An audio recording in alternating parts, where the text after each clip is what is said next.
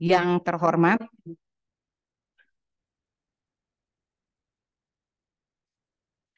terhormat Bapak Sekretaris Badan Strategi Kebijakan Hukum dan Hak Asasi Manusia, yang kami hormati para pimpinan tinggi Pratama di lingkungan Badan Strategi Kebijakan Hukum dan Hak Asasi Manusia, dan para Kepala Divisi Pelayanan Hukum di kantor wilayah seluruh Indonesia beserta jajarannya yang tidak bisa kami sebutkan satu persatu.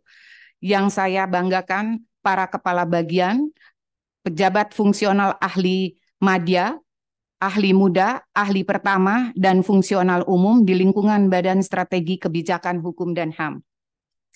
Pada pagi hari ini kita akan melaksanakan kegiatan yang rutin kita lakukan, sudah dilaksanakan untuk yang ketiga kalinya, yakni BSK Kumham Cerdas. BSK Kumham Cerdas ini adalah untuk meningkatkan kompetensi baik SDM yang berada di lingkungan badan untuk sumber SDM di Kanwil seluruh Indonesia yang ada kaitannya dengan proses bisnis atau tugas yang berkaitan dengan Badan Strategi Kebijakan Hukum HAM.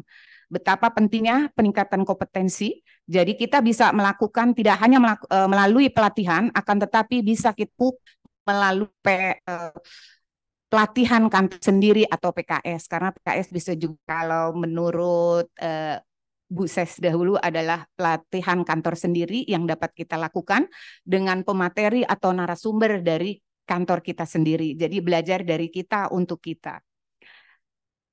Terima kasih kepada teman-teman atau Bapak Ibu yang hadir pada pagi hari ini. Mudah-mudahan seluruhnya sehat walafiat. Dan pada pagi hari ini kita akan mendengarkan arahan atau sambutan dari Bapak Sekretaris Badan karena Bapak Kepala Badan Strategi Kebijakan sedang melakukan perjalanan dinas. Kepada Bapak Joni Simamora kami persilahkan Bapak untuk memberikan pengarahan kepada kami sebelum acara dimulai.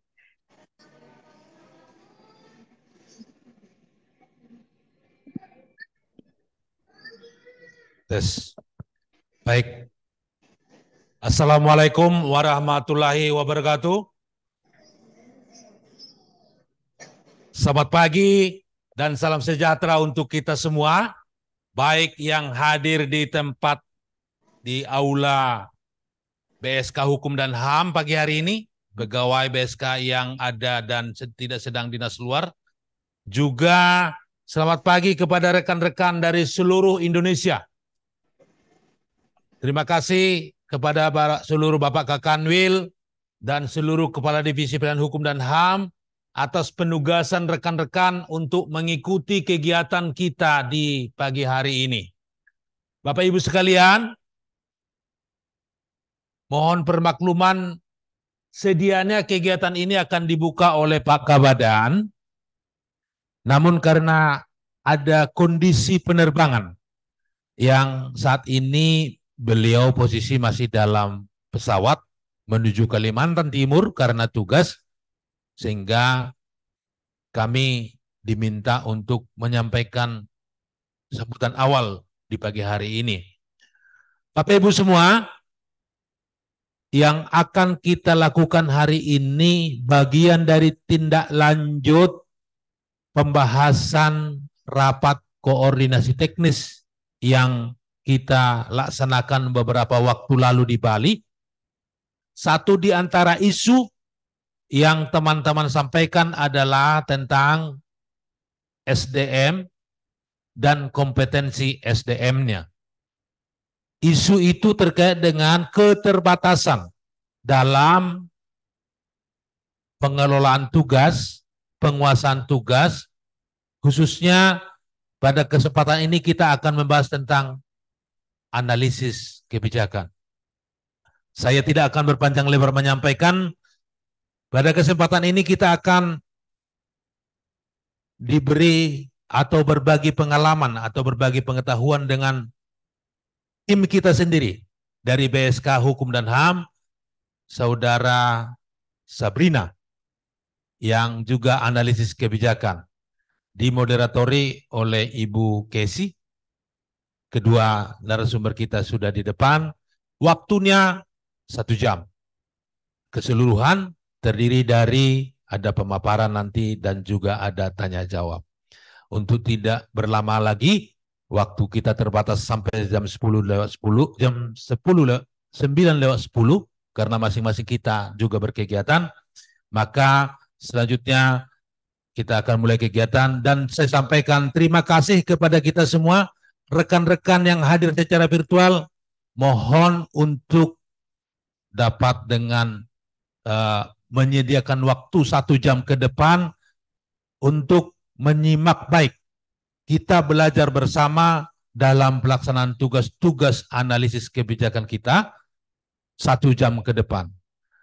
Jadi kita maksimalkan saling berbagi ini. Ini kesempatan bersama dengan seluruh jajaran di kantor wilayah dan kita akan rencanakan beberapa kali kegiatan seperti ini dalam tahun 2023 ini. Terima kasih atas perhatiannya. Kiranya semua menjadi boleh lancar. Selamat pagi, salam semangat. Kembali kepada Ibu Moderator.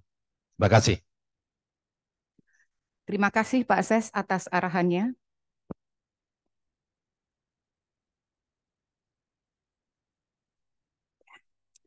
Terima kasih Pak Ses, sekali lagi kami sampaikan atas arahannya untuk membuka acara pada pagi hari ini. BSK Cerdas ini adalah satu gagasan dari pimpinan di Badan Strategi Kebijakan Hukum dan HAM yang dikaitkan dengan adanya perubahan nomenklatur dari Badan Penelitian dan Pengembangan Hukum dan HAM menjadi Badan Strategi Kebijakan Hukum dan HAM, di mana kita akan bertugas berbeda yang tadinya penelitian menjadi rumusan kebijakan. Seperti itu. Pada pagi hari ini kita akan mendengarkan pemateri kita, yakni Mbak Sabrina Nabila, SHLLM, terkait dengan kebijakan. Nanti Mbak Sabrina akan menyampaikan di awal mungkin secara garis besarnya siklus kebijakan yang mungkin akan dibuat sepraktis mungkin, yang tadinya ada 4 menjadi lebih praktis untuk teman-teman pahami dan pelajari supaya kita sepaham dalam melaksanakan tugas terkait dengan kebijakan. Kepada Mbak Nabila kami persilahkan. Mbak Nabila, sebelum Mbak Nabila paparan, mungkin di sini nanti teman-teman akan bertanya terkait dengan grogi ya benar. Terkait dengan materinya, Mbak. Kan di sini ditulis bahwa materinya adalah kebijakan publik 101. Sebelum menyampaikan tentang pengantar praktek siklus kebijakan yang tadinya agak rumit, mungkin akan dibuat sepraktis mungkin oleh Mbak Nabila. Tolong dijelaskan ya Mbak terkait dengan kebijakan publik 101 supaya teman-teman nggak bertanya apa sih itu kebijakan publik 101. Kami persilahkan Mbak.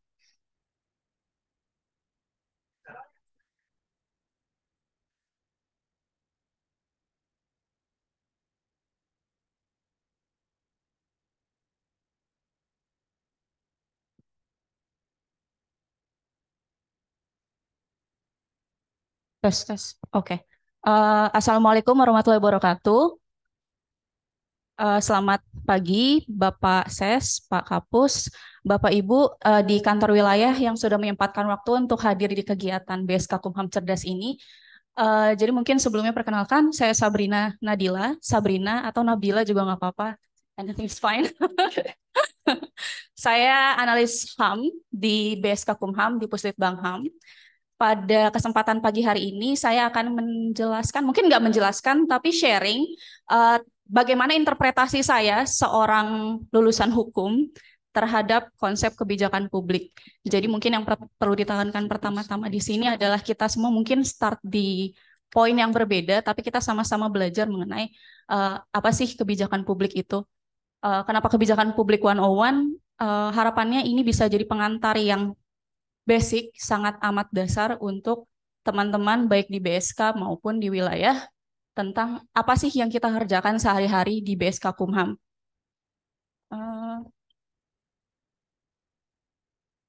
outline presentasi atau diskusi kita pada pagi hari ini, yang pertama mungkin kita akan lihat bagaimana data dan fakta yang ada sekarang. Kemudian saya akan berikan sedikit ilustrasi atau studi kasus tentang kebijakan publik itu sendiri. Kemudian ada catatan penting tentang kebijakan publik, dan terakhir kita akan sedikit mengulas tentang bagaimana lanskap kebijakan publik di Kementerian Hukum dan HAM.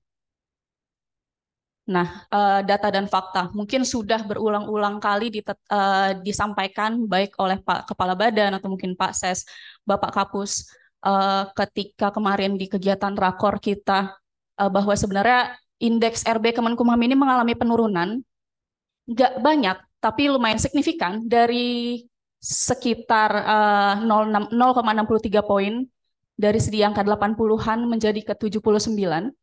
Nah, di capaian mengenai indeks RB itu ada disparitas yang sangat amat signifikan menurut hemat kami. Jadi capaian di IRH itu kita dapat 100 dari 100, sedangkan di indeks kualitas kebijakan itu 25 dari 100. Kok bisa? Kalau memang ini nggak ada masalah, mungkin di pembentukan hukum memang kita yang paling expert, seperti itu karena kita Kementerian Hukum dan HAM, tapi kenapa di kebijakannya kita bisa 1/4 aja nilainya? Itu menimbulkan pertanyaan. Nah, oleh karena itu, BSK kebetulan berkenaan juga dengan adanya transformasi organisasi kita dari Balitbang Hukum dan HAM menjadi Badan Strategi Kebijakan Hukum dan HAM, kita mengambil tugas ini untuk menyukseskan kebijakan berbasis bukti di lingkungan kementerian. Bagaimana caranya? Dengan melakukan penataan kembali proses tata kelola kebijakan publik di Kemenkumham. Mungkin kita sekarang ada di sini, teman-teman di lapangan, di Kanwil itu sedang melakukan pengumpulan data untuk kajian tata kelola kebijakan. Itu yang juga harapannya bisa jadi pintu masuk kita untuk menata kembali tata kelola kebijakan publik kita di kementerian. Kemudian berdasarkan hasil rakor teknis BSK di Bali bulan lalu, kita menghadapi berbagai macam keterbatasan, baik dari sisi kelembagaan, tata laksana, maupun sumber daya manusia. Dan sebagaimana yang sudah kita ketahui bersama, ada 3 rencana intervensinya. Yang pertama adalah melalui penguatan SDM, dan penetapan tahun belajar, baik di BSK Hukum dan HAM di pusat, maupun di kantor wilayah. Dan yang terakhir, ada reposisi tugas dan fungsi BSK Hukum dan HAM di wilayah, yang juga kajiannya sedang dilakukan oleh teman-teman BSK. Oke, selanjutnya kita akan masuk ke ilustrasi. Saya mau minta mungkin 2-5 menit ke depan untuk kita berpikir bersama-sama tentang kebijakan publik, tapi caranya sedikit lucu nih.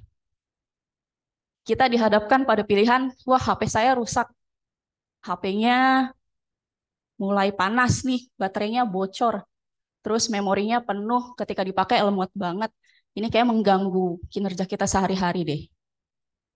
Terus kita coba telusuri lagi nih, selama ini pakai HP ini tuh buat apa sih? Oh, saya pakai ini buat edit-edit dokumen. Saya pakai ini buat edit-edit foto atau video untuk diupload di konten di medsos saya. Saya pakai HP ini buat Zoom. Zoom ada banyak, saya pakai laptop dan saya pakai HP.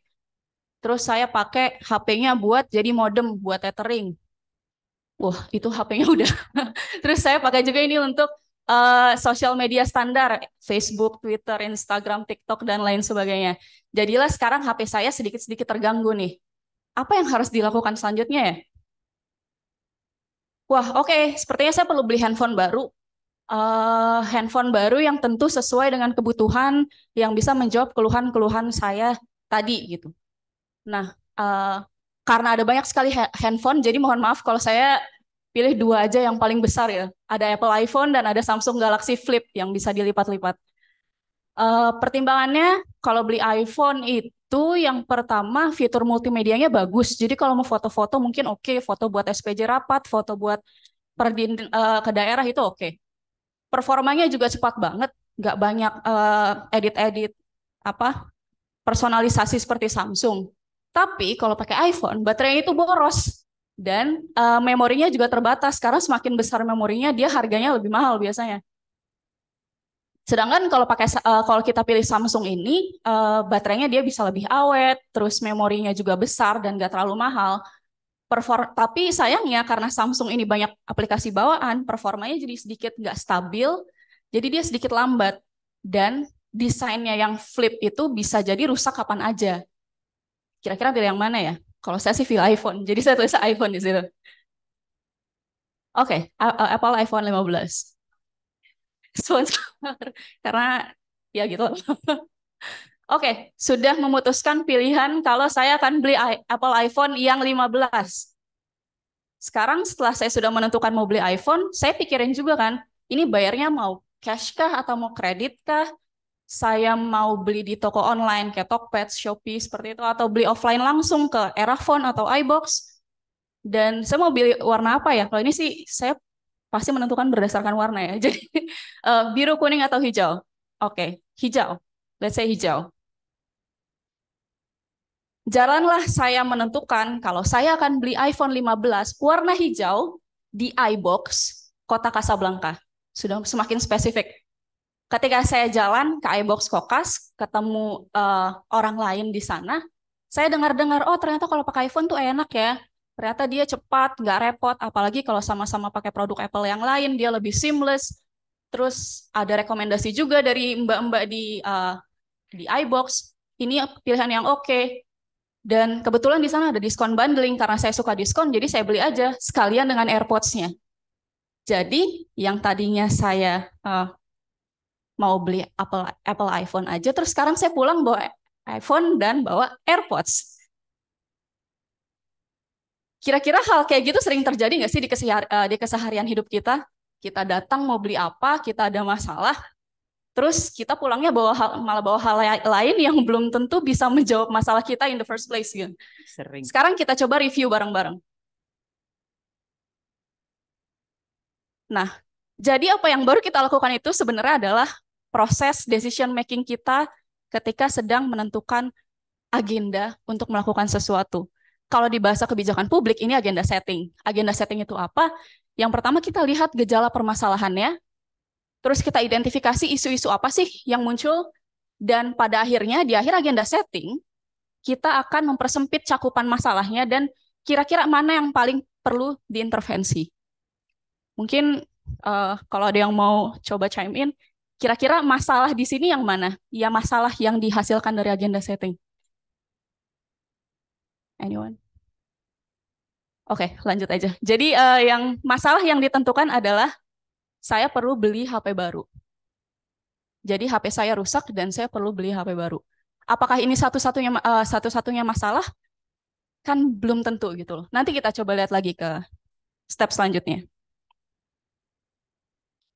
Nah, terus yang kedua, ketika kita memutuskan untuk beli HP baru dan menimbang-nimbang HP apa yang mau kita beli, HP dengan spesifikasi tertentu, dengan plus dan minus tertentu, itu kurang lebih adalah proses kita memformulasikan sebuah kebijakan.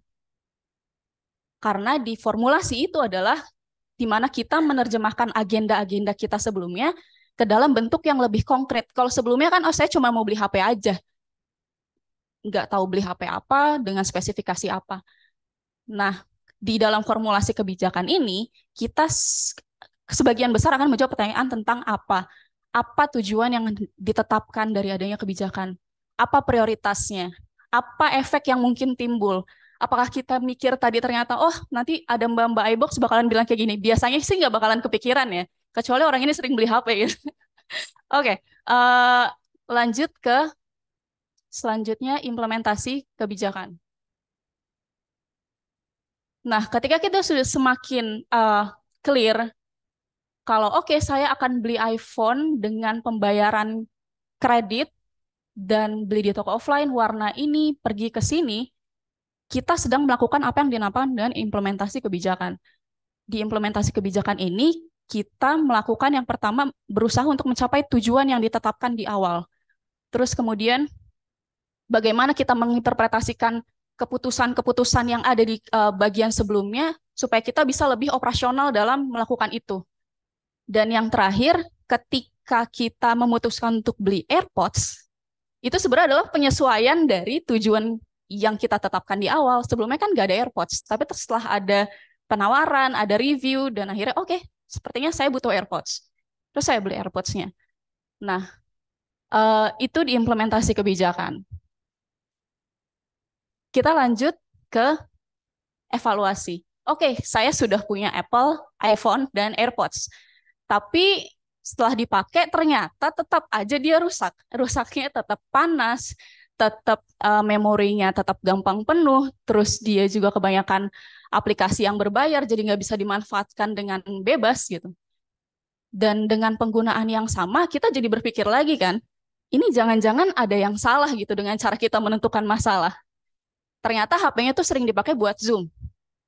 Dan dia nggak bisa connect WiFi. Daripada dia beli HP, kenapa dia nggak pasang WiFi? Atau daripada dia beli HP baru, kenapa dia nggak memperbaiki HP-nya yang lama, kali aja bisa diperbaiki seperti itu. Nah, kadang di evaluasi inilah kita bisa melihat kalau cara pandang kita akan sesuatu tuh sangat amat terbatas. Bapak Ibu juga kan nggak bisa melihat telinga sendiri gitu. Perlu cermin untuk kita bisa melihat telinga kita sendiri. Jadi ketika kita melihat kebijakan, hal itu pula yang terjadi gitu. Kita perlu orang lain untuk melihat perspektif yang tidak bisa kita lihat dari atas suatu masalah. Nah, evaluasi ini bisa di awal ketika kita sebelum melakukan sesuatu, ini kan di akhir ya, tapi ini kan awal dari kegiatan kita selanjutnya. Bisa di tengah-tengah ketika sedang implementasi kita menimbang-nimbang lagi ini sesuai nggak ya kira-kira dengan kebutuhan. Jangan-jangan cara melihat kita salah gitu. Atau mungkin di akhir untuk melihat apakah yang kita ambil itu sudah benar-benar berdampak. Nah, tapi kan ini contohnya simple ya, beli HP yang semua orang pernah lakukan at least sekali gitu dalam hidupnya. Bayangkan betapa rumitnya proses ini ketika sudah masuk ke kebijakan publik. Ini sekadar definisi aja sih dari beberapa sumber. Kalau kebijakan publik itu sebagian besar diartikan sebagai tindakan pemerintah pertama untuk melakukan sesuatu dan tidak melakukan sesuatu yang pada akhirnya bertujuan untuk kemaslahatan atau mencapai tujuan yang disepakati oleh masyarakat secara bersama-sama. Nah, kebayangkan ketika beli HP aja kita begitu susahnya menimbang-nimbang, di kebijakan publik begitu banyak kepentingan, begitu banyak cara dalam melihat sesuatu, dan kita harus mengintegrasikan itu semua, kita sintesiskan bersama-sama. Terus apa aja sih sebenarnya yang perlu ada di dalam kebijakan publik? Yang pertama tentu ada tujuan kebijakan. Untuk sebelum kita membuat kebijakan publik, kita tentukan dulu tujuannya apa. Kenapa ini penting? Karena nanti ini menjadi salah satu pijakan kita dalam melakukan evaluasi. Terus kemudian aktornya siapa aja? Minimal ada 2, ada pemrakarsa kebijakan dan pelaksana kebijakan. Mungkin kalau di level Kumham, pemrakarsanya biasanya unit eselon 1 dan pelaksananya di kantor wilayah atau unit eselon 1 itu sendiri. Kemudian strategi implementasi kebijakan. Nah, strategi ini penting untuk menjadi peta jalan kita apa yang harus dan tidak boleh dilakukan. Kalau kayak tadi di contoh beli HP kan kita udah clear nih, oh Apple iPhone yang warna ini bayarnya begini di toko ini. Nah, itulah strategi implementasi. Kita mau bikin kebijakan baru, apakah ada peta jalannya, apakah ada guidelines-nya, apakah ada juklak dan juknisnya, itu yang perlu dipertimbangkan. Kemudian selanjutnya ada sumber daya kebijakan. Sumber daya tuh minimal 2 yang perlu diklarifikasi. Pertama, sumber daya manusia, mungkin ini bagiannya dengan pembagian tugas, siapa melakukan apa, bertanggung jawab ke siapa, bagaimana cara mempertanggungjawabkan itu. Terus yang kedua itu sumber daya finansial. Jadi clear alokasi anggaran berapa, anggaran siapa, diambil dari mana, itu juga perlu clear. Kemudian model komunikasi kebijakan, ini untuk memastikan setiap kebijakan publik yang kita keluarkan itu diambil dengan cara yang partisipatif dan inklusif. Karena buat apa kita buat kebijakan publik, tapi publiknya tidak diajak seperti itu. Dan yang terakhir ini penilaian keberhasilan kebijakan, evaluasi. Apakah kebijakan yang kita ambil itu berhasil untuk mengubah perilaku orang atau mungkin berdampak terhadap masalah yang kita tentukan di awal, itu dinilai di terakhir atau di tengah atau di awal. Selanjutnya, nah ini mungkin yang kita sering banget ketukar. Apa sih perbedaan antara siklus kebijakan dengan analisis kebijakan? Kalau siklus kebijakan itu yang tadi kita sama-sama share bareng seperti itu. siklus kebijakan itu adalah perjalanan hidup dari sebuah kebijakan. Siklus dia berulang, terus berulang. Sedangkan analisis kebijakan itu adalah proses kita untuk mengumpulkan knowledge, policy relevant knowledge, informasi-informasi yang berkaitan tentang kebijakan yang akan diambil itu. Kalau tadi contohnya beli HP adalah kita riset nih ke apa biasanya kalau dulu ada tabloid yang HP-nya banyak. Nah, itu kan kita mengumpulkan informasi-informasi kira-kira untuk kebutuhan saya, ini apa sih yang perlu diperhatikan? Nah, policy relevant knowledge ini sangat penting untuk mendukung proses kebijakan publik. Supaya apa? Jadi untuk setiap fasenya, setiap siklusnya, kita bisa mengambil keputusan yang informed gitu. Jadi kita nggak meraba-raba aja, tapi kita sudah clear setiap langkah diperhitungkan.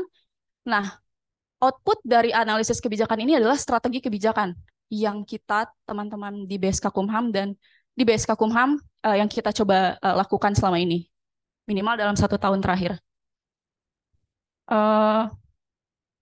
Selanjutnya, nah ini kebijakan publik di Kementerian Hukum dan HAM. Siapa aja sih aktornya? Di agenda setting, pasti ada unit eselon 1 sebagai pemrakarsa kebijakan. Kemudian ada Biro Perencanaan, biasanya itu kita dalam tiap tahun itu kan menentukan tarja, di situ biro yang terlibat, atau dalam 5 tahun sekali kita ada renstra. Sebenarnya itulah tahapan agenda setting secara makro.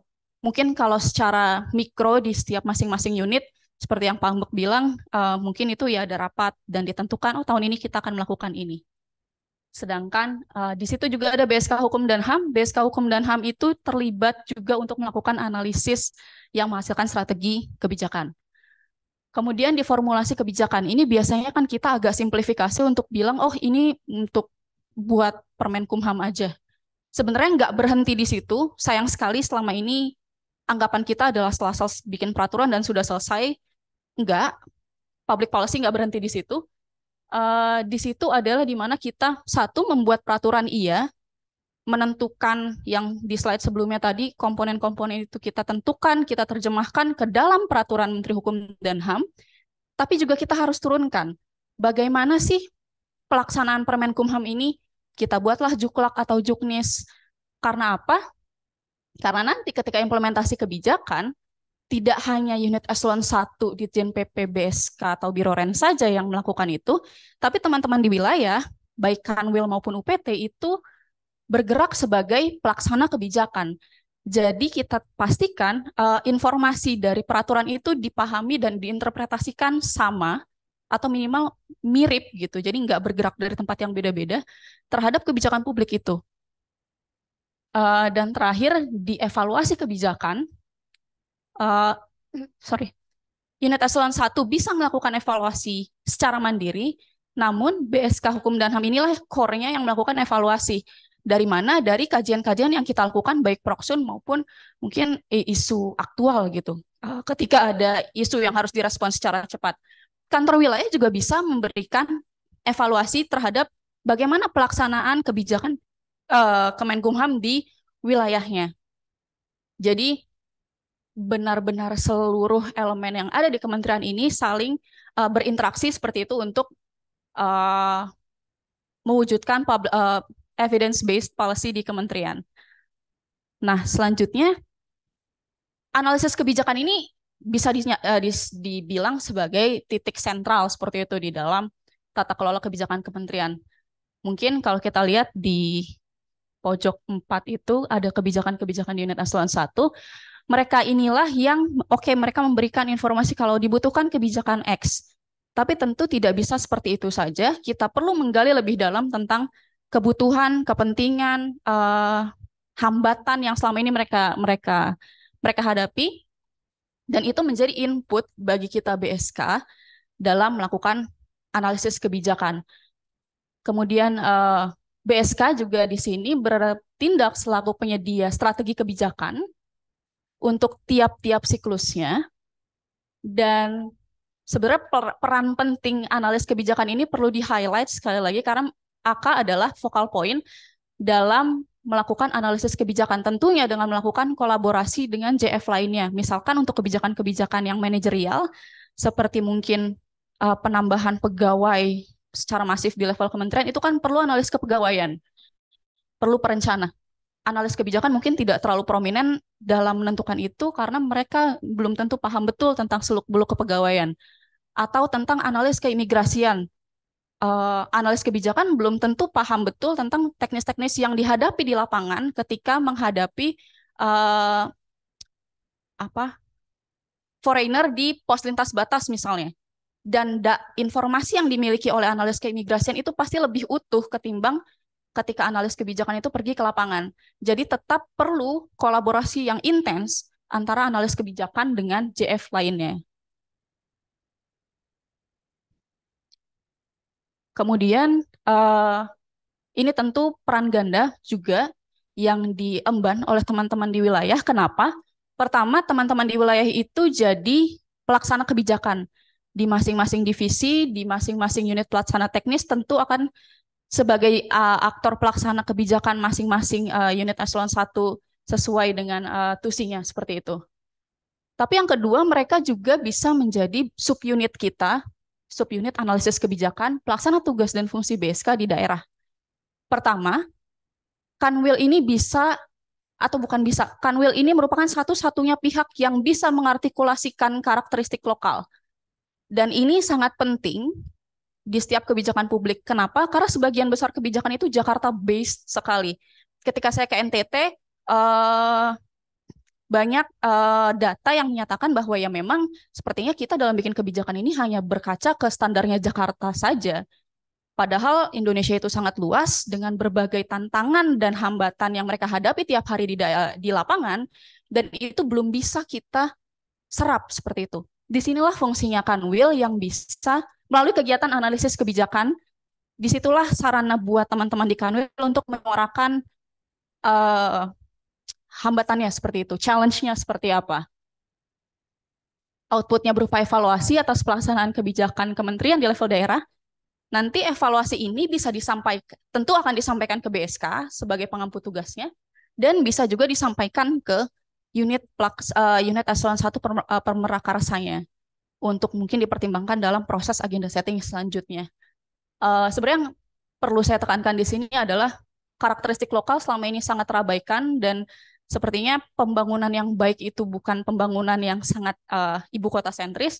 Jadi kita akan perlu pemikiran-pemikiran dari lapangan, dan caranya adalah melalui evaluasi yang dilakukan di kantor wilayah. Tugas yang sangat besar.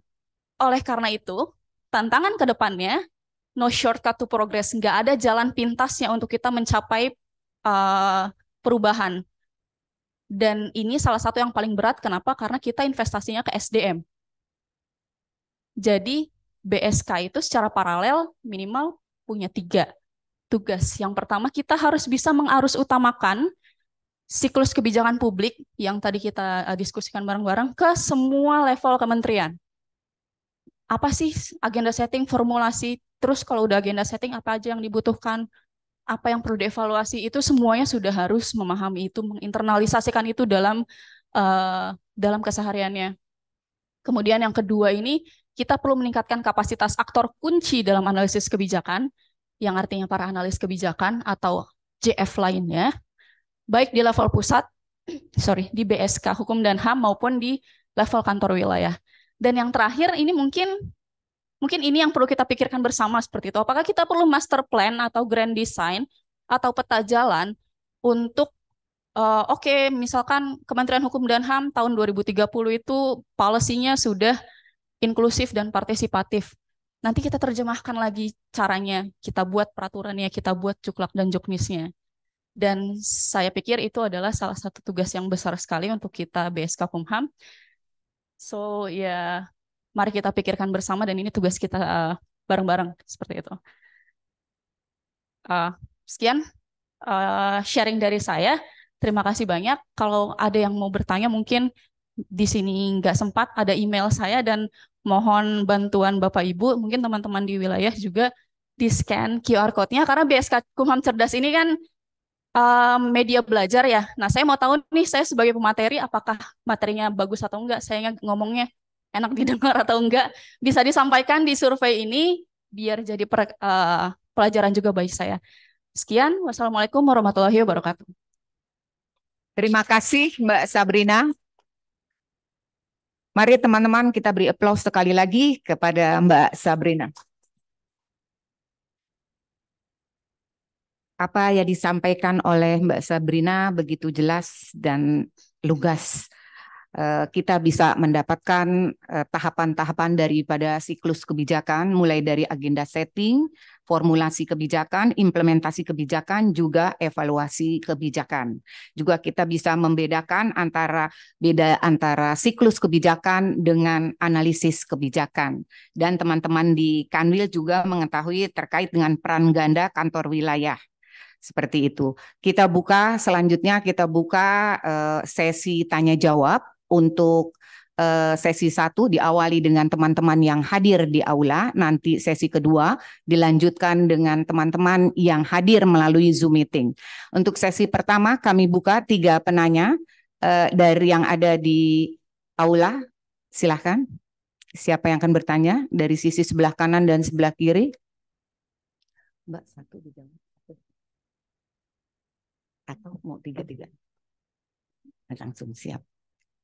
Pak Ses mau bertanya, silahkan, Mbak. Mbak, itunya mic-nya kan?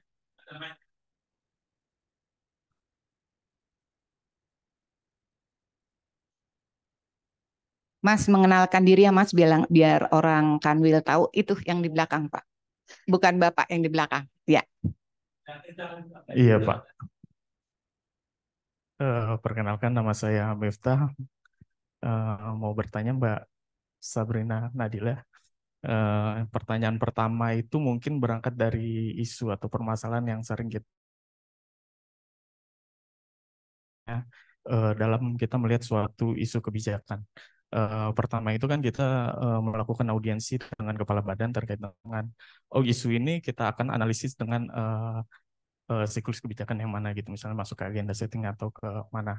Nah, pertanyaan pertama itu mungkin ada suatu, karena ini kan untuk memahami siklus kebijakan dengan mudah, apakah bagaimana cara kita dengan mudah untuk memahami bahwa suatu isu kebijakan ini bisa dimasukkan ke siklus kebijakan yang mana dalam cara menganalisisnya.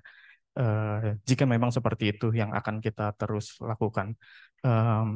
Namun pertanyaan kedua yaitu apakah sebuah isu kebijakan ini bisa kita lihat dari berbagai perspektif gitu, tidak harus dikotak-kotakan bahwa isu ini masuk ke agenda setting, isu ini kita analisis di implementasi, isu ini kita analisis di formulasi.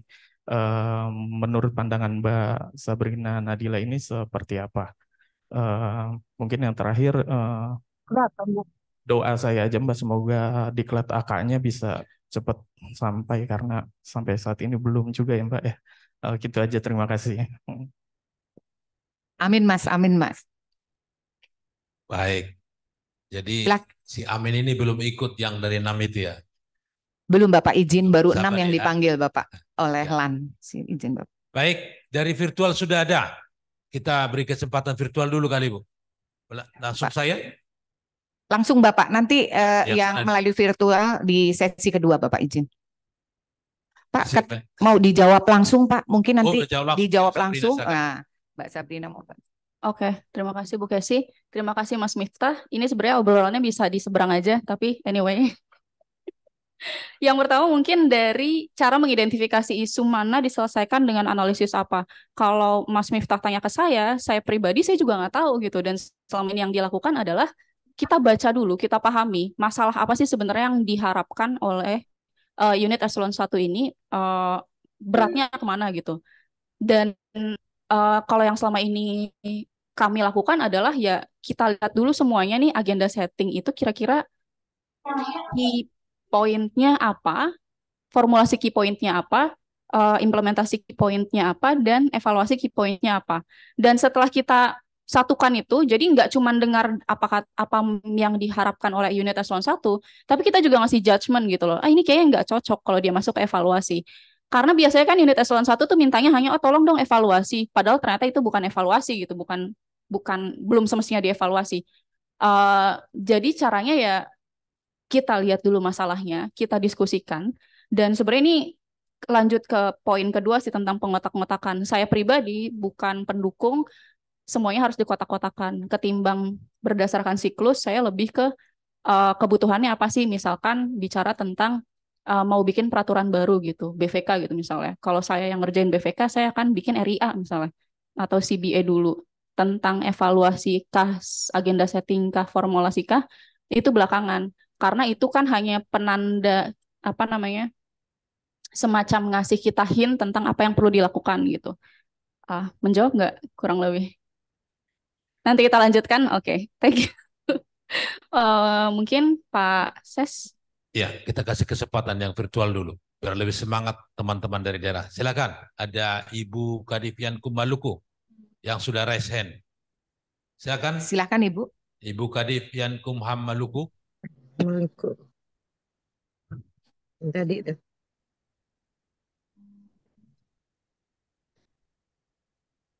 Iya, silakan Bu. Ya, izin Pak. Izin Pak. Apakah suaranya terdengar Pak? Dengan jelas kami mendengar Ya. suara Ibu. Baik, izin bertanya, kami dari Kanwil Kemenkumham Maluku terkait dengan materi yang tadi disampaikan. Kami mengapresiasi materi yang disampaikan karena membangun pemikiran kami terkait dengan analisis kebijakan dan siklus kebijakan yang memang selama ini di kantor wilayah pun dalam pemetaan isu-isu strategis terkait dengan kebijakan ini seringkali bingung karena jujur saja di daerah seperti yang tadi narasumber sampaikan bahwa memang kebijakan selama ini yang dibangun paradigmanya adalah Jakarta based policy. Sedangkan kita di daerah ini pemetaan-pemetaan isu strategisnya itu kita sesuaikan dengan kondisi-kondisi lokal yang memang contoh kita kasus di Maluku ini daerahnya kendala yang sering dihadapi adalah rentang kendali sehingga banyak misalnya dalam terkait pengumpulan data terkait dengan pemecahan isu strategis ini, kami pun pengumpulan data itu bermasalah, terkendala, karena memang data-data yang dikumpulkan dari 11 kabupaten kota dalam konteks Maluku sendiri itu seringkali sulit untuk terjangkau seperti itu. Pertanyaan kami di sini terkait dengan metode dalam hal penentuan analisis-analisis kebijakan, dalam hal ini metode-metode strategis yang bisa dipakai, mungkin dari narasumber bisa memberikan solusi terkait pendekatan daerah-daerah dengan basis kepulauan yang memang rentang kendali secara geografis itu menjadi tantangan besar dalam hal penentuan. Misalnya tadi narasumber mengatakan bahwa baiknya dalam penentuan analisis kebijakan itu misalnya mengedepankan dulu metode RIA atau CBA dibanding settingnya seperti itu. Kalau untuk basis daerah-daerah kepulauan seperti ini yang memang pengumpulan datanya agak sulit untuk dikumpulkan di kantor wilayah sendiri, untuk langkah strategisnya untuk lebih awal itu baiknya seperti apa? Kemudian identifikasi permasalahannya baiknya menggunakan metode seperti apa dengan basis kepulauan seperti ini. Mungkin itu yang ingin kami sampaikan. Izin menyampaikan bahwa Ibu Kadif sedang dalam kegiatan, jadi kami mewakili Bu Kadif menyampaikan pertanyaan yang ingin beliau sampaikan. Itu saja yang ingin disampaikan. Terima kasih. Ya, terima kasih. Kami dengar jelas. Tercatat ya. Oke. Jangan lupa. Boleh. Oke, Atau Pak. mungkin saya agak relevan yang akan saya tanya. Oke, Saya oke. menambahkan satu pertanyaan. Tadi sekaligus juga bahwa identifikasi hasil rakor di Bali tahun ini tugas wilayah, peran wilayah dalam analisis kebijakan adalah evaluasi kebijakan dan implementasi kebijakan. Jadi Mbak Nabila kan namanya ya? Nabila boleh Sabrina Nabila ya boleh lebih diulang. Saya sudah melihat tadi diagram ada siklus kebijakan dan analisis kebijakan. Mungkin karena memang di forum ini bersama dengan teman-teman wilayah di peran implementasi dan evaluasi kebijakannya boleh dipertegas lagi dan kemungkinan boleh menambahkan dengan jenis-jenis produk dari analisis kebijakan. Tadi tidak hanya keputusan ya, ada beberapa bisa rekomendasi atau bentuk apa. Jadi menambahkan pertanyaan dari teman kita dari Maluku. Silakan. Terima kasih Pak Ses. Untuk Ibu dari Kanwil Maluku tadi dengan Ibu siapa ya? Ya, dari Kanwil Maluku nama yang Biar tampil di awal kadifnya, yang bersuara anggotanya. Namanya siapa yang mananya, Bu? Ibu Siska Pak izin. Siska. Ibu Ya, Siska? siap. Ya, siap. Oke, Ibu Siska. Terima kasih, Bu Siska, pertanyaannya. Kalau tadi pertanyaannya adalah tentang metode pengumpulan data yang bisa dipakai, sebenarnya ini dari awal dulu. Untuk kantor wilayah itu kan analisisnya itu terbatas di analisis evaluasi. Jadi tidak perlu bicara tentang agenda setting, tidak perlu tentang formulasi, tapi apa kebijakan yang sudah jadi itu Permenkumham itulah yang dievaluasi, dan yang dievaluasinya juga bukan secara makro tapi tentang bagaimana evaluasi pelaksanaan Permenkumham ini di daerah seperti itu. Itu yang pertama. Untuk metode pengumpulan datanya sebenarnya yang paling simpel itu studi pustaka, Bu. Selama ini saya pribadi kadang kalau memang ada tempat-tempat yang tidak bisa dikunjungi gitu datanya, atau mungkin terlalu jauh gitu karena itu di luar negeri, kita cari dari jurnal, kita cari dari laporan penelitian yang terdahulu, karena itu merupakan bukti yang sahih dalam proses analisis kebijakan.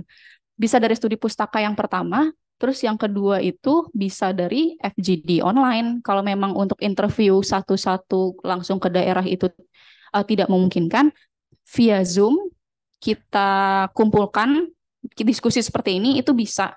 Dan terakhir kita juga bisa mengirimkan daftar pertanyaan yang ke informan kita, minta mereka untuk menuliskan maksudnya seperti apa, dan nanti itu kita yang interpretasikan sendiri.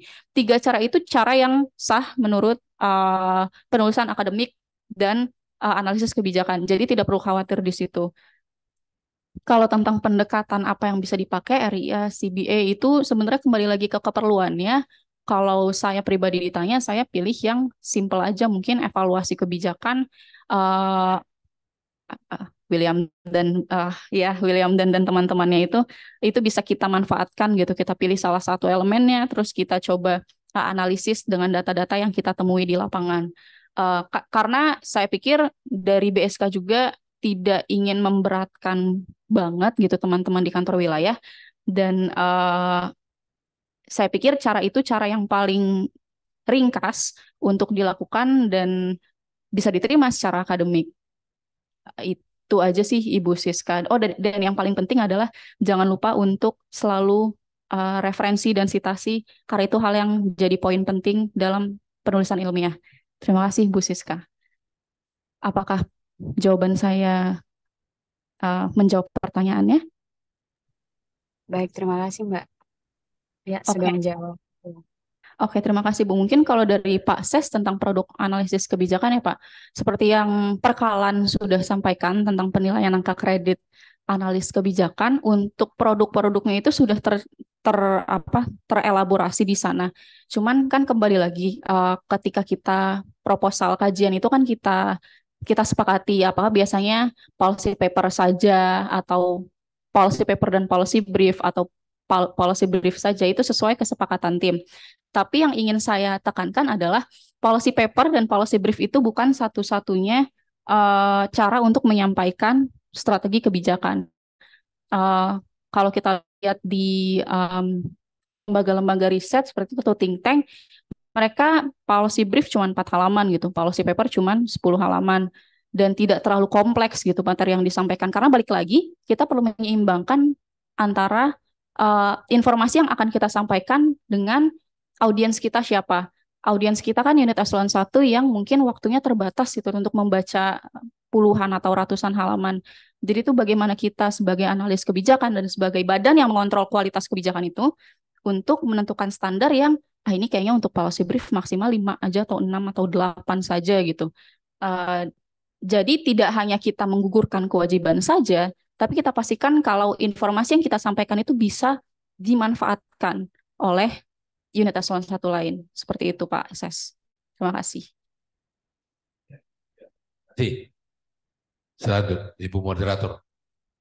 Ditawarkan dulu rekan kita yang dari virtual. Terima kasih Bapak. Ini ada yang mau bertanya dari Kanwil Kaltim. Izin Kanwil Kaltim, silahkan. Baik, Kalimantan Timur. terima kasih Ibu Moderator. Selamat pagi, Assalamualaikum warahmatullahi wabarakatuh.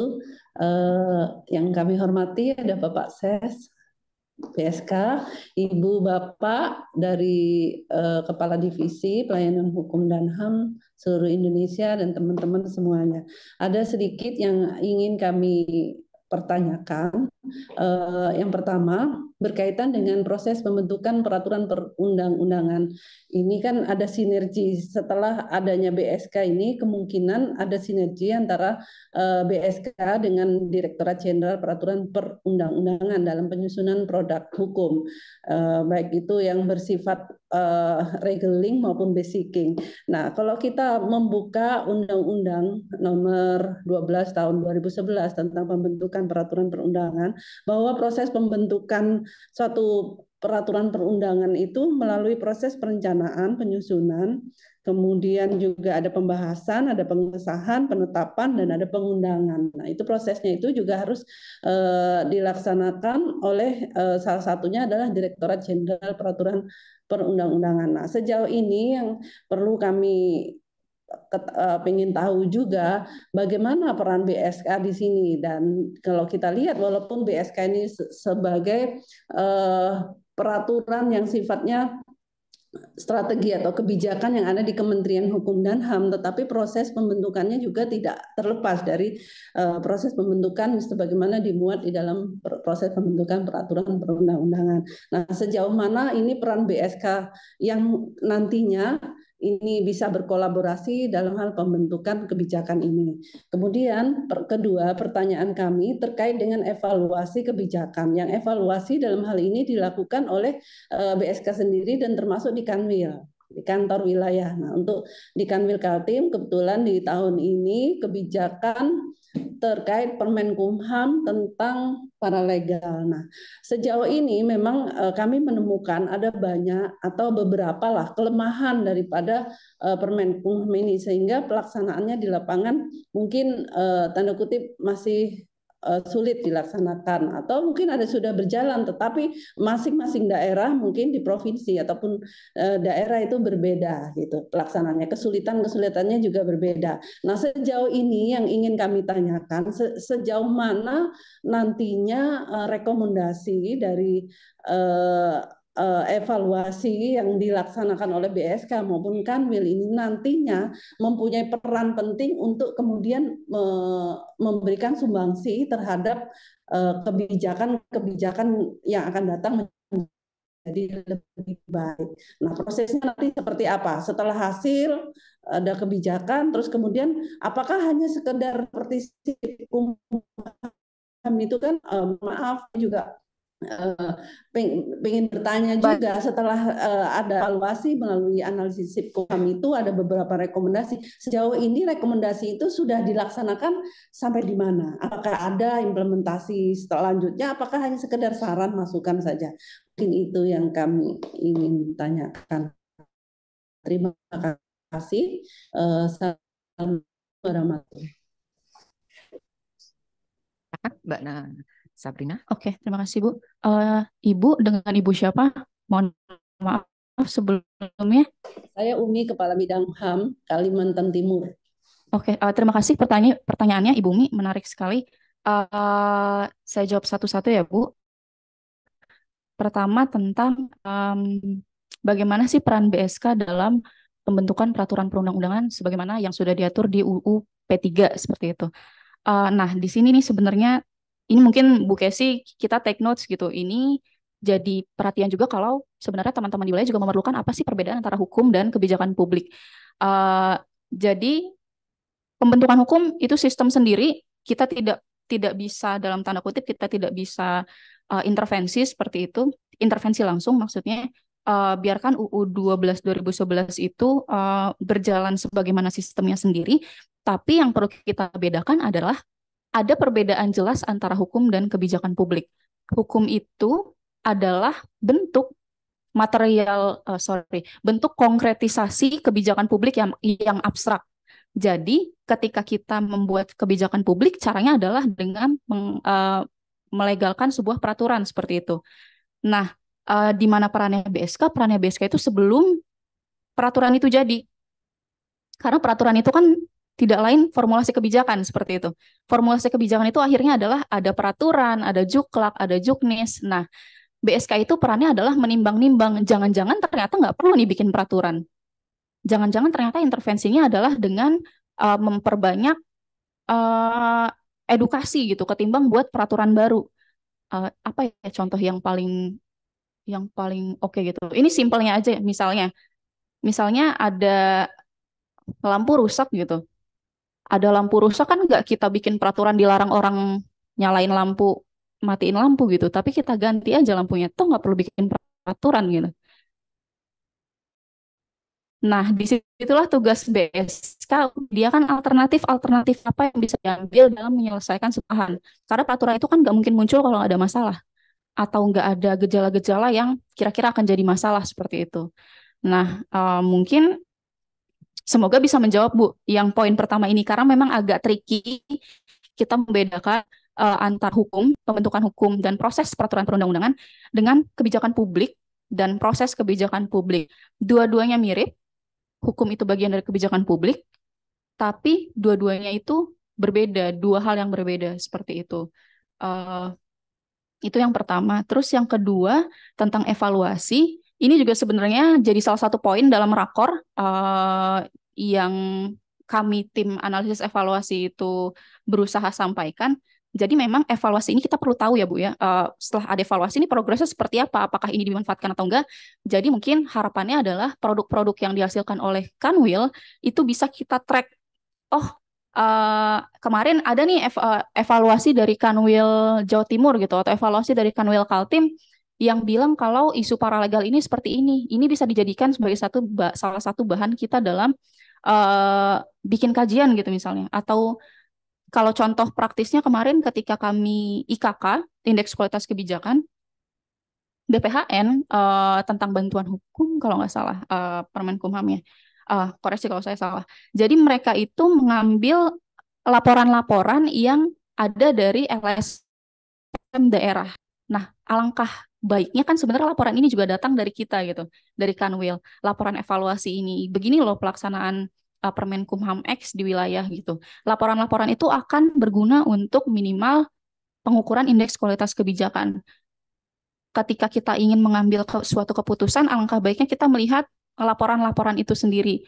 Selain bisa ke UK1 tadi, itu juga sebenarnya bisa jadi bahan untuk kita, teman-teman di Balitbang. Ketika kita mau ke daerah, oke, kita mau ke Kanwil Kaltim. Mereka laporan kemarin tentang apa sih? Kita sudah punya data ke daerah dengan tangan kosong. Kita punya gambaran awal dengan masalah-masalah yang sudah disampaikan di analisis evaluasi. Kalau saya pribadi, saya akan senang sekali ketika misalkan ke daerah meneliti tentang HAM, oh ini ada Permenkumham tentang kabupaten kota peduli HAM, masalahnya A, B, C, D, E. Jadi ketika saya ke lapangan, saya nggak bingung gitu mau nanya apa, saya nggak kosong gitu. Dan saya pikir laporan itulah yang akan berguna bagi kami tim BSK untuk memformulasikan strategi kebijakan dan unit eselon 1 untuk mengevaluasi kebijakannya secara mandiri. Kurang lebih seperti itu, Ibu Mi. Apakah jawaban saya bisa menjawab pertanyaannya? Iya, sudah bisa terjawab. Ya, terima kasih. Tetapi mungkin ada pertanyaan. Sejauh ini BSK dalam hal ini, misalnya dalam hal proses pembentukan kebijakan publik itu seperti apa namanya sirkulasinya gitu. Okay. Misalnya dari ini kebijakan publik ini terkait dengan BPHN atau bisa juga kan unit eselon 1 kita kan banyak ya, mungkin terkait dengan AHU atau terkait dengan KI dan sebagainya. Sejauh ini BSK apakah mereka sudah tersosialisasikan? Ini melalui BSK dulu dan sebagainya atau seperti apa? Oke Bu, jadi sejauh ini sejak ada Permenkumham 3 tahun 2022, setiap unit eselon 1 ketika ingin membuat Permenkumham itu harus mendapatkan kajian pengantar dari BSK. Semacam clearance dari sisi kebijakan publik. Oke, kebijakan ini bisa lanjut dengan ketentuan mempertimbangkan A, B, C, D, E. Nah, eh, sebelum bisa terus, kajian itu itulah yang menjadi dasar untuk oke ini loh ya harus diperhatikan. Sejauh ini sih sudah berjalan di Permenkumham 3 2022 itu, cuman memang perlu ada yang dievaluasi lagi. Dan seperti yang sudah saya sampaikan sebelumnya, Permenkumham 3 itu sedang dikaji kembali pelaksanaannya. Jadi kita bisa kira-kira melihat ini kurangnya di mana seperti itu, Bu. Tapi kalau ditanya apakah siklus itu sudah mulai berjalan, Permenkumham 3 2022 itu sudah mulai diinisiasi. Jadi memang prosesnya sudah berjalan minimal unit pusat gitu. Nah, mungkin akan menjadi tugas kita bagaimana kita Menkumhamnya memang belum sependek pembacaan saya belum ada bicara tentang daerah seperti itu, Bu. Di daerah secara otomatis kan kalau di Kanwil kan sifatnya kan peraturan di tingkat daerah ya, peraturan daerah misalnya pembentukan pergub atau dan sebagainya. Artinya itu BSK yang ada di Kanwil apakah juga bisa diberdayakan apa tidak bisa seperti itu. Tidak ya, kemungkinan itu khusus untuk kebijakan di Kementerian Hukum dan HAM saja berarti. Iya. Ya. Iya. Baik, terima kasih Ibu. Sama-sama Ibu. Terima kasih Ibu Umi. Dilanjutkan dari Kanwil Maluku, Ibu Karla. Bapak Karla, maaf. Bapak. Ya, terima kasih. Bisa dengar suaranya? Terdengar Bapak. Ya, terima kasih kepada Bapak Sek, inti yang ada di BSK maupun inti di seluruh Kanwil di seluruh Indonesia dan teman-teman yang saya hormati. Terima kasih atas kesempatan yang diberikan kepada saya. Dalam kesempatan ini saya ingin menyampaikan beberapa usulan konkret berkaitan dengan kegiatan evaluasi kebijakan yang dilaksanakan oleh kantor wilayah BSK. Nah, kita dalam melakukan evaluasi kebijakan itu kan berkaitan dengan pelayanan publik atau berkaitan dengan peningkatan fungsi kita di wilayah. Nah, tentunya di situ juga ada LAA atau ada hasil rekomendasi yang kita sampaikan. Nah, terus bagaimana progres dari evaluasi kebijakan itu kalau memang untuk peningkatan pelayanan publik atau memberikan kemanfaatan kepada masyarakat. Nah, usulan konkret kita mungkin bisa juga apa yang kita rekomendasikan dalam bentuk sebagai hasil evaluasi kebijakan itu kemudian diterapkan juga progresnya dalam bentuk tarja di setiap kantor wilayah berdasarkan evaluasi yang dilaksanakan oleh kantor wilayah masing-masing. Itu yang perlu kami sampaikan karena kalau tidak kita lakukan evaluasi kebijakan pun melaksanakan rekomendasi, kalau tidak ada progres lanjutannya juga kita pikir juga nanti rasanya tidak ada manfaat juga untuk pelaksanaan evaluasi kebijakannya. Mungkin seperti itu yang bisa saya sampaikan. Atas perhatian dan pengertiannya kami sampaikan terima kasih.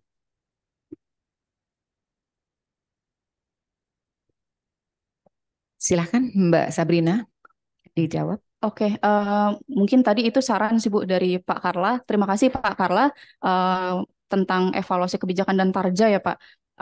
Mungkin itu nanti bisa kami diskusikan di sini tentang bagaimana kita mekanisme analisis evaluasi itu, bagaimana mekanisme pemanfaatan dan tindak lanjutnya supaya lebih clear. Ini salah satu bentuk akuntabilitas juga sebenarnya Pak. Kita sudah lakukan, kemudian apa? Nah, terima kasih sekali lagi. Itu bisa jadi masukan untuk kami memformulasikan apa yang bisa dilakukan selanjutnya. Terima kasih sekali lagi Pak Karla. Ya, sama-sama. Terima kasih Pak Karla untuk penanya terakhir mengingat waktu sudah menunjukkan 9 lewat seperempat, 15 menit lewat 9 lewat 15 menit. Terima kasih kepada Mbak Sabrina sudah menyampaikan materi, peminat yang bertanya juga banyak. Terima kasih sekali lagi kami sampaikan ke Mbak Sabrina. Kami dapat menyimpulkan bahwa beberapa hal yang kita dapatkan dari apa yang kita sampaikan kali ini yang disampaikan oleh Sabrina, kita bisa mengetahui terkait dengan peran BSK yang terdiri dari 4 tahapan tadi. perbedaan hukum dan kebijakan, kita juga bisa mengetahui perbedaan siklus kebijakan dan analisis kebijakan, juga kita bisa mengetahui peran ganda dari kantor wilayah dan lain-lain. Terima kasih, kita beri aplaus sekali lagi kepada Mbak Sabrina. Sebelum kita mengakhiri acara pada pagi hari ini, kami mohon kepada Bapak Sekretaris Badan Strategi Kebijakan Hukum dan Hak Asasi Manusia untuk menyampaikan closing statement. Kepada Bapak kami persilahkan. Baik, terima kasih. Bapak Ibu sekalian yang hadir di sini, sedikit penutupan. Kita sedikit evaluasi pelaksanaan kegiatan kita. Tadi dari sisi waktu, kita belum bisa tepat waktu. Agenda kita 08.00, kita baru mulai 08.10. Menjadi catatan, waktu itu penting bagi kita, penting juga bagi rekan kita se-Indonesia. Dalam pelaksanaan, terpaksa kita juga extend 15 menit. Koreksi dalam proses penyelenggaraan kita menjadi lebih tepat waktu di masa minggu-minggu berikutnya. Komitmen 08.00 kita kumpul di tempat ini. Yang kedua, terima kasih kepada Saudara Nabila Sabrina. Sabrina Nabila atas pemaparannya. Itulah BSK Hukum dan HAM. Tepuk tangan dulu untuk kita semua. Dari kita untuk kita. Teman-teman sekalian yang hadir secara virtual, analisis kebijakan itu sangat kompleks dan sangat multidimensi. Yang kita lakukan pagi ini relatif pada pengenalan. Pada masanya, rekan-rekan yang pengampu analisis kebijakan, kami akan undang juga untuk tetap ikut di pelatihan atau bertukar pikiran untuk kemudahan pelaksanaan tugas teman-teman di wilayah. Manakala topiknya nanti bertalian dengan tugas teman-teman, kita akan mengundang teman-teman. Untuk informasi bagi teman-teman seluruh Indonesia, BSK Cerdas ini menjadi kegiatan rutin meningkatkan kompetensi dari jajaran BSK, dilaksanakan setiap hari Rabu selama 1 jam dari jam 8 sampai dengan jam 9. Konsisten 1 jam pelaksananya. Terima kasih atas kesertaan dari teman-teman seluruhnya dari seluruh Indonesia. Sampaikan salam hormat dari pimpinan BSK Hukum dan HAM kepada pimpinan di wilayah, kepada Bapak dan Ibu Kadif, dan kepada Bapak dan Ibu Kakanwil seluruh Indonesia. Salam semangat, salam berprestasi kita, salam cerdas dari BSK. Wabillahi taufiq wal hidayah. Wassalamualaikum warahmatullahi wabarakatuh. Terima kasih. Tepuk tangan untuk kita. Terima kasih kepada Ibu dan Bapak yang hadir di aula maupun melalui Zoom meeting. Kami informasikan bahwa apabila ada yang ingin bertanya, nanti kami akan share nomornya Mbak Sabrina, karena mungkin tidak bisa bertanya pada saat ini. Dengan berakhirnya acara pada pagi hari ini, terima kasih, mohon maaf apabila ada kekurangan dalam pelaksanaan ini. Terima kasih. Terima kasih kepada Bapak Ibu, terima kasih sekali lagi. Wassalamualaikum warahmatullahi wabarakatuh.